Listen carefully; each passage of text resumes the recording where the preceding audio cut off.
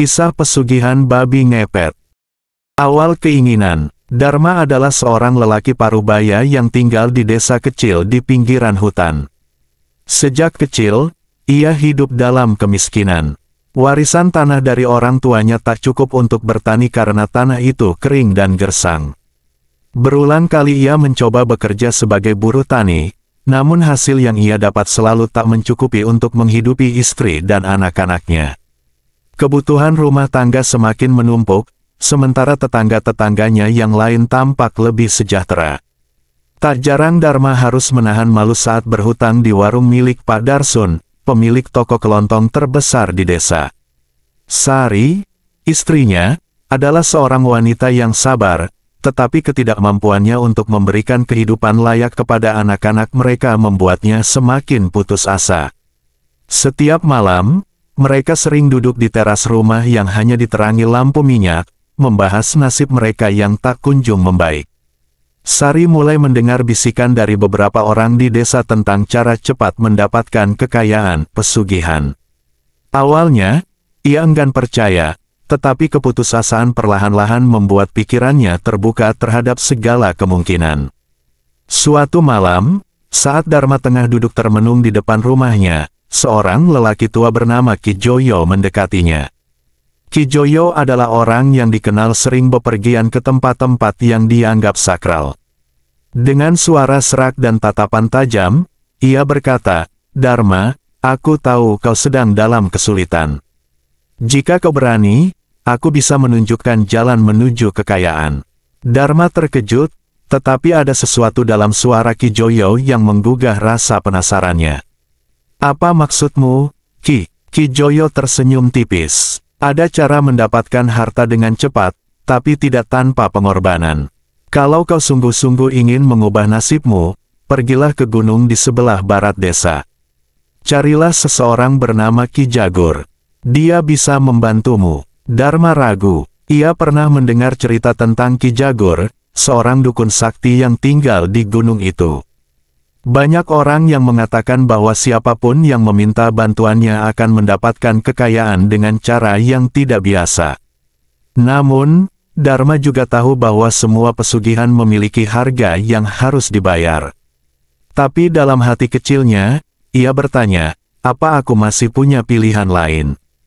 Perjalanan ke Gunung Mistis. Setelah berpikir selama beberapa hari, Dharma akhirnya memutuskan untuk mencari Ki Jagur. Ia tidak ingin pergi sendirian, jadi ia mengajak sahabatnya, Jaka, seorang pemuda desa yang sering membantu Dharma dalam pekerjaan sehari-hari. Jaka awalnya menolak, tapi setelah Dharma meyakinkannya dengan janji kehidupan lebih baik, ia pun setuju. Mereka berangkat pada malam hari, menyusuri jalan setapak yang jarang dilewati orang. Gunung tempat Ki Jagur tinggal memiliki reputasi angker. Banyak yang berkata bahwa suara-suara aneh sering terdengar di sana saat malam, dan beberapa orang yang pernah masuk ke hutan itu tak pernah kembali. Namun, Dharma menguatkan hatinya. Ia tidak bisa lagi hidup dalam kemiskinan. Setelah perjalanan panjang, mereka tiba di sebuah gubuk tua yang tampak terpencil. Cahaya obor redup menerangi bagian depan gubuk itu. Dharma dan Jaka saling bertukar pandang sebelum akhirnya mengetuk pintu. Pintu itu terbuka perlahan, dan muncul seorang lelaki tua dengan jubah hitam. Wajahnya dipenuhi kerutan, matanya tajam seakan bisa menembus isi hati seseorang. "Kalian sudah kutunggu," katanya dengan suara berat. Dharma menelan ludah. "Ki Jagur, kami datang untuk mencari jalan keluar dari kemiskinan. Kami mendengar bahwa Anda bisa membantu." Ki Jagur tersenyum sinis. "Semua orang ingin kaya, tapi tidak semua orang siap membayar harganya." Ia berjalan ke dalam dan memberi isyarat agar mereka mengikutinya.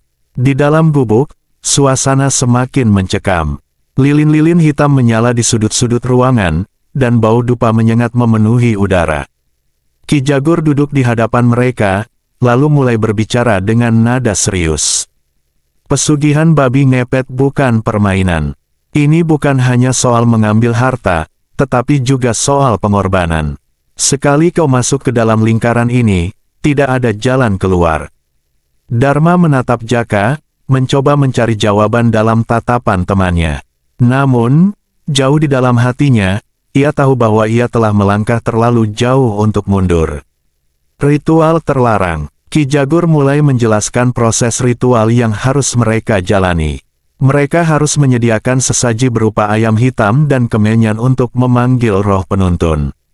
Selain itu, Dharma harus menerima tanda di tubuhnya, sebuah luka kecil yang diolesi ramuan khusus agar ia bisa berubah menjadi babi ngepet. Di tengah malam, ritual dimulai. Ki Jagur membakar kemenyan dan melantunkan mantra kuno. Dharma mulai merasakan tubuhnya panas, seakan ada sesuatu yang merasukinya. Perlahan, tubuhnya mengecil dan tertutupi bulu hitam. Ia menatap genangan air di tanah dan melihat refleksi dirinya, seekor babi hitam dengan mata merah menyala. Jaka, yang bertugas menjaga lilin, gemetar menyaksikan perubahan tersebut.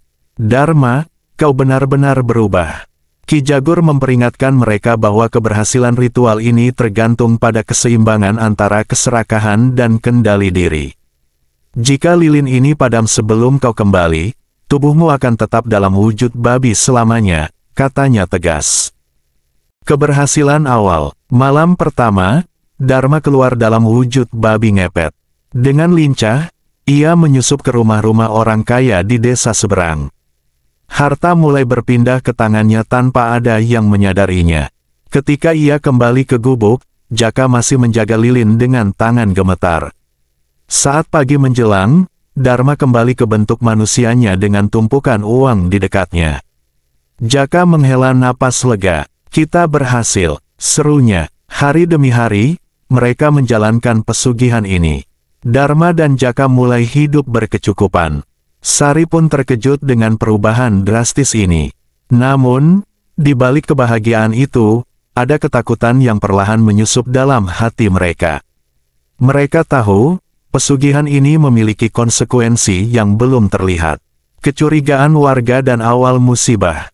Keberhasilan Dharma menarik perhatian warga desa. Dalam waktu singkat, rumahnya yang dulu reot berubah menjadi lebih layak. Bisik-bisik tentang kemungkinan pesugihan mulai menyebar. Pak Darsun dan kepala desa pun memutuskan untuk menyelidiki asal kekayaannya. Suatu malam, Jaka lalai menjaga lilin. Angin kencang hampir memadamkannya. Saat itu juga, Dharma yang tengah mencuri dalam wujud babi ngepet merasakan tubuhnya melemah. Ia hampir tertangkap warga tetapi berhasil kembali. Namun, rasa takut mulai menguasai mereka, menyadari bahwa kesalahan kecil bisa berakibat fatal. Pemburuan dimulai dan akhir tragis. Warga desa semakin curiga. Mereka mulai melakukan ronda malam, mencari keberadaan makhluk yang mencuri harta mereka. Suatu malam, ketika Dharma kembali beraksi, warga sudah menunggunya. Ia dikepung, sementara Jaka panik di rumah ketika lilin hampir padam. Saat lilin akhirnya mati, Dharma kehilangan kendali atas tubuhnya dan tak bisa kembali ke wujud manusia. Dalam kepungan warga, ia dihabisi dengan parang dan tombak. Keesokan harinya, Jaka menghilang tanpa jejak, dan rumah Dharma kembali kosong, menyisakan kisah tragis yang terus diceritakan turun-temurun. Warisan teror. Sejak kematian Dharma, desa itu tak pernah sama lagi. Warga yang dulu hanya mengenal cerita pesugihan dari mulut ke mulut kini merasakan kengerian itu secara langsung. Beberapa dari mereka mengaku masih melihat bayangan babi hitam berkeliaran di malam hari, terutama di sekitar rumah Dharma yang telah lama ditinggalkan. Pak Darsun, yang memimpin penggerebekan malam itu, mengalami kejadian aneh. Uang di warungnya sering kali hilang secara misterius, dan setiap malam ia mendengar suara langkah kaki di luar rumahnya. Satu persatu orang yang terlibat dalam pembunuhan Dharma mengalami nasib buruk, sakit parah, bangkrut, atau bahkan menghilang tanpa jejak. Warga mulai percaya bahwa arwah Dharma belum tenang dan masih gentayangan. Legenda yang hidup, rumah Dharma akhirnya ditinggalkan, menjadi bangunan kosong yang ditumbuhi ilalang. Orang-orang yang lewat di dekatnya mengaku mendengar suara rintihan dan erangan samar di tengah malam. Beberapa dukun yang dipanggil untuk membersihkan rumah itu pun enggan melanjutkan ritual mereka setelah merasakan aura gelap yang kuat. Hingga kini, kisah Dharma dan babi ngepetnya masih menjadi legenda di desa itu. Orang tua menceritakannya kepada anak-anak mereka sebagai peringatan agar tidak serakah dan mencari kekayaan dengan cara yang salah. Meski bertahun-tahun telah berlalu, tidak ada satupun warga desa yang berani menghuni rumah itu lagi. Dan di setiap malam tanpa bulan, beberapa orang masih mengaku melihat sosok babi hitam berkeliaran di sekitar rumah kosong itu, seolah menunggu sesuatu, atau seseorang, untuk melanjutkan perjanjiannya yang belum selesai.